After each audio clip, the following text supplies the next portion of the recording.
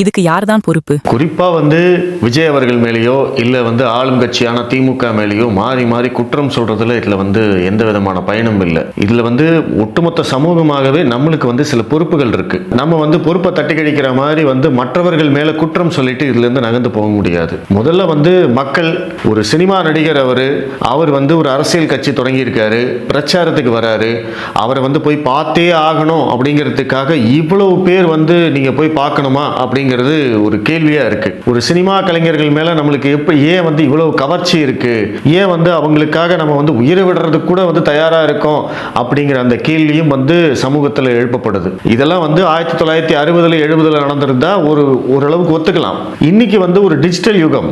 விஜய் வராரு, ஒரு பொதுக்கூட்டத்தில் நின்று பேசுறாரு அப்படின்னா, அவர் வேன் மேல எங்கேயோ நிக்கிறாரு அப்படின்னா, நீங்க ஒரு 100 அடி தூரம் 200 அடி தூரத்துல இருந்து அவரை பாக்குறீங்க அப்படின்னா, அதை விடவும் டிஜிட்டல் யுகத்துல HD தரத்துல நீங்க வீட்டில் உட்கார்ந்து அவருடைய ஃபேஸை பார்க்கலாம். இதுல அங்க போய் நேரில் போய் பார்த்து தான் நடக்கணும் அப்படிங்கிறதெல்லாம் ஒண்ணுமே கிடையாது. இது பார்த்தீங்கன்னா ஒரு மாப் மென்டாலிட்டியா இருக்கு. மந்தை மனநிலை அப்படின்னு சொல்லுவாங்க. எல்லாரும் போறாங்களே நம்மளும் போகணும், எல்லாரும் செல்ஃபி எடுக்கிறாங்களே நம்மளும் செல்ஃபி எடுக்கணும், எல்லாரும் ரீல்ஸ் போடுறாங்களே நம்மளும் ரீல்ஸ் போடணும். இந்த மனநிலைக்கு மக்கள் தள்ளப்பட்டதுனால தான் என்ன ஏதுன்னே தெரியாம எல்லாரும் போய் அங்க போய் நம்ம பார்த்தே ஆகணும், நம்ம கூட்டத்தை கூட்டியே ஆகணும், நம்மளுடைய மாச வெளியில காட்டியே ஆகணும், நம்ம தலைவருக்கு நம்ம ஸ்ட்ரென்த்தை காட்டியே ஆகணும். இதெல்லாம் மக்களுடைய மனசுல இருக்கிறதுனால தான் இந்த மக்கள்னு சொல்றது அவருடைய ரசிகர்கள், அவருடைய தொண்டர்கள், மற்றும் அவருக்கு ஓட்டு போடலைனாலும் ஒரு சினிமா நடிகர் வந்திருக்காரு, நம்ம அவரை போய் பார்த்துட்டு வரலாம் அப்படின்னு வந்தவங்க எத்தனையோ பேர் இருப்பாங்க. இவங்க எல்லாருக்குமே இந்த மாதிரியான மனநிலைகள் தான் மிகப்பெரிய பிரச்சனையா இருக்கு, இந்த சமூகத்துடைய மிகப்பெரிய பிரச்சனையா இருக்கு. அடுத்ததாக இந்த சம்பவத்துக்கு பொறுப்பேற்றுக் கொள்ள வேண்டியது ஆளும் கட்சியான திமுக தான்.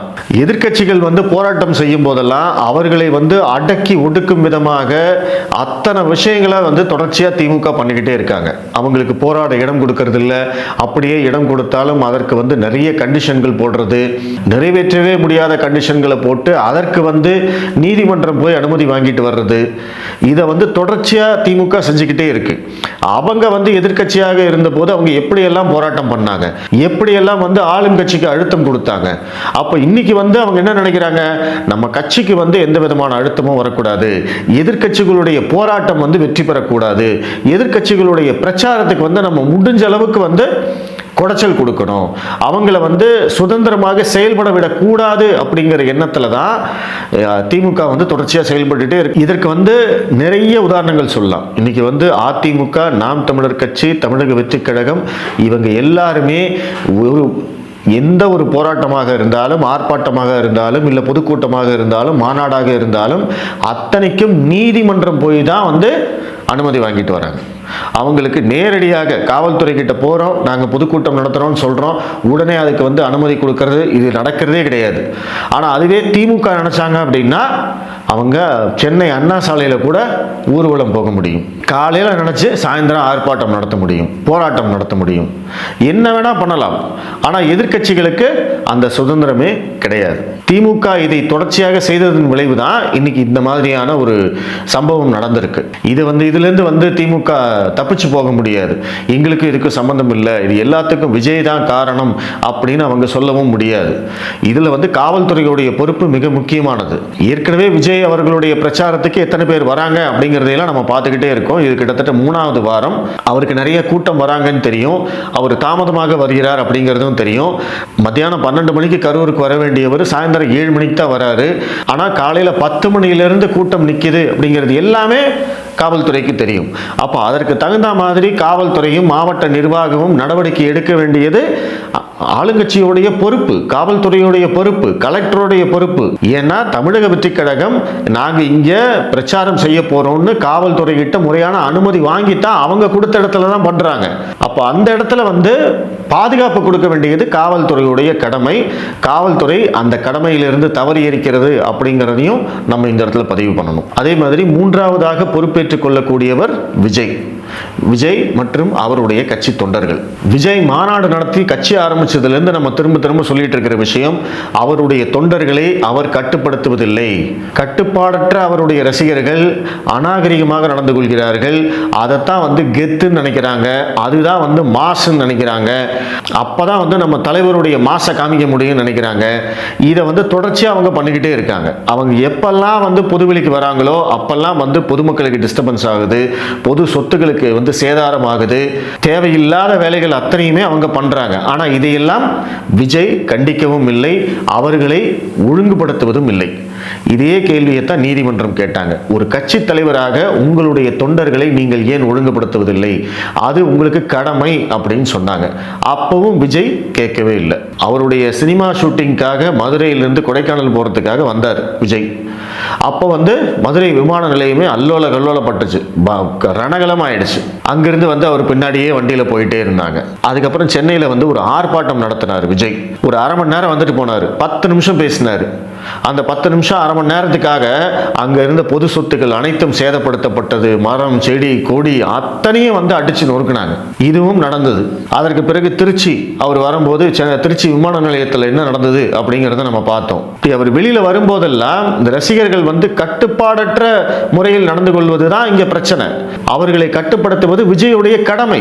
அவருடைய ரசிகர்கள் மற்றும் அவர்களுடைய தொண்டர்களுக்கு வந்து சில விதிமுறைகளை கொடுத்து, இங்க பாருங்க, நான் இந்த மாதிரி இந்த இடத்துல வரப்போறேன், நீங்க இப்படியெல்லாம் இருக்கணும், நம்ம கூட்டத்துக்கு வரக்கூடிய பெண்கள் குழந்தைகளுக்கு வந்து பாதுகாப்பு கொடுக்கணும், அவங்களுக்கு வந்து தனி இடம் கொடுங்க, அவங்கள வந்து பாதுகாக்க வேண்டியது நம்மளுடைய கடமை, போக்குவரத்துக்கு இடையூறு ஏற்படக்கூடாது, ஆம்புலன்ஸ்க்கு இடையூறு ஏற்படக்கூடாது, இதையெல்லாம் நம்ம தான் பார்த்துக்கணும். காவல்துறை வெளியில நின்று அவங்க வந்து பாதுகாப்பு கொடுப்பாங்க. கூட்டத்துக்குள்ளே என்ன நடந்தாலும் நம்ம தான் பொறுப்பு, நம்ம தான் அந்த பொறுப்போடு நடந்துக்கணும், தலைவரோட பெயரை காப்பாத்துங்க அப்படின்னு ஒரு மெசேஜ் போட்டிருந்தாருன்னா இந்த பசங்கள்லாம் எவ்வளவு நல்லா பண்ணியிருப்பாங்க தெரியுமா? அது ஏன் விஜய் பண்ண மாட்டேங்கிறாரு? அதுதானே வந்து ஒரு தலைவனுக்கு அழகு. தன்னுடைய தொண்டர்களை, தன்னுடைய ரசிகர்களை வந்து ஒழுங்குபடுத்துவது தானே வந்து தலைவனுக்கு அழகு. அதைத்தானே நீங்க செய்யணும். நீதிமன்றமும் அதைத்தானே கேட்டாங்க. ஆனா விஜய்க்கு இருக்கக்கூடிய பிரச்சனை என்னன்னா, இந்த மாதிரி கட்டுப்பாடற்ற அந்த கூட்டம் தான் அவருடைய அரசியல் மூலதனம், அதுதான் அவருடைய அரசியல் முதலீடு. அதை நம்பித்தான் அவர் வந்து இன்னைக்கு அரசியலுக்கு வந்திருக்கார். இன்னைக்கு அவருடைய அரசியல் என்னன்னா ஒரு பிம்ப கட்டமைப்பு, பர்செப்ஷன் பில்டிங். இந்த கூட்டத்தை பார்த்து, இந்த கூட்டத்தை காமிச்சு, பார்த்தீங்களா விஜய்க்கு எவ்வளவு கூட்டம் வருது, இது எல்லாம் ஓட்டா மாறுச்சுன்னா இவருக்கு இவ்வளவு பர்சன்டேஜ் வரும் அப்படின்னு எல்லாரும் பேசி பேசி பேசி விஜய்க்கு வந்து ஒரு மாசு இருக்கிறதாவும், விஜய் வந்து ஆட்சியை பிடிக்க போறதாவும், விஜய் வந்து எதிர்க்கட்சி தலைவராக போறதாவும், இது எல்லாம் நடக்கணும் அப்படின்னா இந்த கூட்டம் இப்படியெல்லாம் நடந்து கொள்ள வேண்டும். இந்த கூட்டம் கட்டுப்பாடற்ற முறையில் இருக்க வேண்டும். இந்த கூட்டம் கண்டதையும் செய்யணும். கட்டுப்படுத்தவே முடியாத கூட்டம் அப்படிங்கிற மாதிரியான ஒரு பிம்பத்தை மக்கள் மத்தியில் கட்டமைக்கணும். அதைத்தான் வந்து விஜய் பண்றாரு. இது வந்து அவருடைய சுயநலத்தை காட்டுகிறது. விஜய் வந்து அவருடைய ரசிகர்களை சுயநலத்துக்காக பயன்படுத்தி இன்னைக்கு அவருடைய ரசிகர்கள் தான் இத்தனை பேர் இறந்து போயிருக்காங்க. இது வந்து அவருடைய திரை வாழ்விலும் சரி, அவருடைய அரசியல் வாழ்விலும் சரி மாறாத கரை.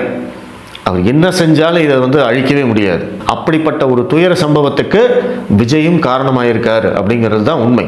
அதனால வந்து இந்த சம்பவத்துக்கு வந்து யாரோ ஒருத்தர் மட்டும் பொறுப்பு அப்படின்னு சொல்ல முடியாது. மக்களுக்கும் பொறுப்பு இல்லை, மக்களுக்கும் பொறுமை இல்லை. நம்மளுக்கு இந்த மாதிரியான கூட்டம் இருக்கிற சமயங்களில், இல்லை ஒரு பேரிடர் இருக்கிற சமயங்களில் நம்ம அந்த கூட்டத்திலேருந்து எப்படி தப்பிக்கிறது, அந்த கூட்டத்துக்குள்ளே சிக்கிக்காமல் இருக்கிறது எப்படி, இப்படிங்கிறதுக்கெல்லாம் நம்மளுக்கு பயிற்சியே கிடையாது. நம்ம இந்தியா மாதிரியான மக்கள் தொகை மிகுந்த நாடுகளில் இது மிகப்பெரிய பிரச்சனை. இதுக்கெல்லாம் வந்து பயிற்சி கொடுக்கணும்னு இப்பெல்லாம் பேசிக்கிட்டு இருக்காங்க. இந்த சம்பவத்துக்கு பிறகு மறுபடியும் அதை பற்றியெல்லாம் பேச ஆரம்பிப்பாங்க. அரசும் பொறுப்புடன் நடந்து கொள்ள வேண்டும், விஜயும் அவருடைய கட்சி தொண்டர்களும் பொறுப்புடன் நடந்து கொள்ள வேண்டும். இது போன்ற சம்பவங்கள் மீண்டும் நடக்காமல் இருக்கணும்னா ஒட்டுமொத்த சமூகமாக நம்ம இணைந்து செயல்பட வேண்டும் அப்படிங்கிறது தான் என்னுடைய பார்வை.